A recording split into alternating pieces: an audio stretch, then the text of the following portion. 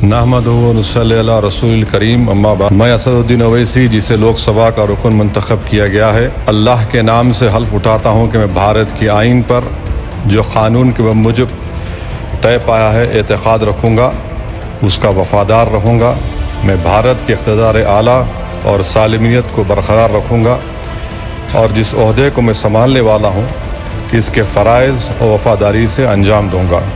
जय भीम, जय मीम, जय तेलंगाना, जय फ़लस्तीन, तकबीर, अल्लाहु अकबर। हर साल की तरह इस साल भी NSIT एजुकेशन सेंटर में 10th और 12th का रिजल्ट 100% रहा। NSIT में पढ़ने वाले बहुत सारे बच्चों ने अपनी स्कूल में टॉप किया है। साथ ही यहाँ पे इस क्लास में 34 बच्चों ने 85% एंड अबव लाए हैं। वहीं 3 बच्चों ने 90% एंड अबव मार्क्स से पास किया है। NSIT क्लासेस में बहुत सारे बच्चों ने अलग अलग सब्जेक्ट में टॉप किया है। NSIT एजुकेशन सेंटर की कोई दूसरी ब्रांच नहीं। पता है first floor above axis bank ATM, दरगाह रोड, दीवान शाह, भिवंडी। जय फिलिस्तीन का नारा लगाने पर AIMIM नेता ओवैसी के घर पर हमला, अनजान शख्स ने फेंकी काली स्याही। बीते दिनों लोकसभा में जय फिलिस्तीन का नारा लगाकर AIMIM के चीफ असदुद्दीन ओवैसी ने देश में नया बहस का मुद्दा खड़ा कर दिया, जिसके बाद बीजेपी के कई नेता उनकी आलोचना भी कर रहे हैं। AIMIM चीफ असदुद्दीन ओवैसी ने दावा किया कि उनके घर पर हमला हुआ, जिसमें किसी अनजान शख्स ने घर पर काली स्याही फेंक दी। इसकी जानकारी उन्होंने ट्वीट करके दी। उन्होंने सोशल मीडिया प्लेटफॉर्म X पर एक वीडियो भी पोस्ट किया। AIMIM चीफ ने लिखा, आज कुछ अज्ञात बदमाशों ने मेरे घर पर काली स्याही फेंकी। अब मैं गिनती भूल गया हूँ कि मेरे दिल्ली स्थित घर को कितनी बार निशाना बनाया गया। जब मैंने दिल्ली पुलिस के अधिकारियों से पूछा कि उनकी नाक के नीचे ये सब कैसे हो रहा है, तो उन्होंने अपनी बेबसी जाहिर की। असदुद्दीन ओवैसी ने होम मिनिस्टर अमित शाह पर हमला करते हुए कहा, अमित शाह, ये सब आपकी निगरानी में हो रहा है। ओम बिरला, कृपया हमें बताएं कि सांसदों की सुरक्षा की गारंटी होगी या नहीं। मेरे घर को निशाना बनाने वाले 2 कौड़ी के गुंडों से मुझे डर नहीं लगता। सावरकर जैसी कायरतापूर्ण हरकतें बंद करो और मेरा सामना करने के लिए हिम्मत जुटाओ।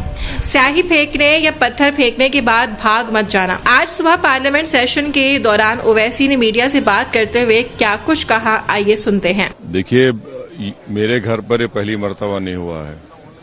ये कम से कम 10 से 15 मर्तबा इस तरह के वाकयात हो चुके हैं और ये इसलिए हो रहा है क्योंकि देश में जो नरेंद्र मोदी की सरकार है और खुद प्रधानमंत्री इस तरह के लोगों को रेडिकलाइज कर चुके हैं।